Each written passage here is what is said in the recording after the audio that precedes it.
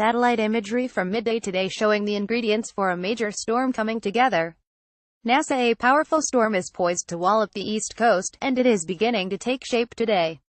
Disturbed weather attempting to become a named tropical system near Florida will ultimately clash with a strong cold front now sweeping east and reaching the East Coast by Sunday morning.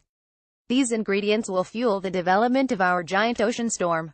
Some of its impacts may be equivalent to strong tropical storm or even a Category 1 hurricane.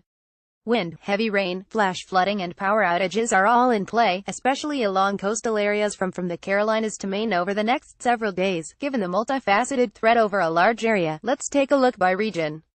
Mid-Atlantic: no major issues are anticipated in our area during the day today, besides an increase in cloud cover and wind speeds.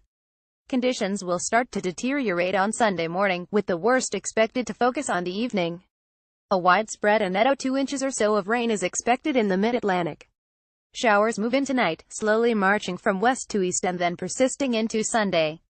We can't rule out the possibility of thunderstorm, especially east of the Interstate 95 corridor. A soaking rain overspreads the entire region during the afternoon, with the heaviest rainfall likely occurring between early afternoon and a few hours around midnight. Total rainfall from the 6 ZGFS. The heaviest rain locally will fall from Sunday afternoon into Sunday evening. A long duration of strong wind speeds will increase the possibility of power outages, downed trees, and other minor damage throughout the Mid-Atlantic, including the D.C. area. Gusty south and southwest winds come in bursts during heavy rain that falls on Sunday afternoon. Overnight on Sunday, winds will switch to the northwest and really pick up as the ocean storm strengthens and pulls away toward New England. Winds gusting up to and past 40 miles per hour are a real threat by Sunday night. Given that this comes after a soaking which may loosen soils a bit, scattered power outages are almost a guarantee. Additionally, trees are still carry extra weight in the form of soaked leaves, making tree limbs more vulnerable to strong wind gusts. Wind gust forecast for 2 a.m. on Monday morning. Via NWS Sterling. Northeast and New England. New England is in line to feel the worst impacts from the developing storm. As is typical with these autumn coastal storm systems, this one is set to be rapidly strengthening as hits the still toasty ocean waters off New Jersey. It'll be racing north, slamming into southern New England with a deluge of rain and what should be the equivalent of tropical storm force winds, especially in coastal locations. The National Weather Service office in Boston noted that the upcoming event is an impressively strong late October storm in its Saturday morning forecast discussion. Flash flood watches have been issued ahead of an expected 2 to 4 inches or more of rain that is expected to fall.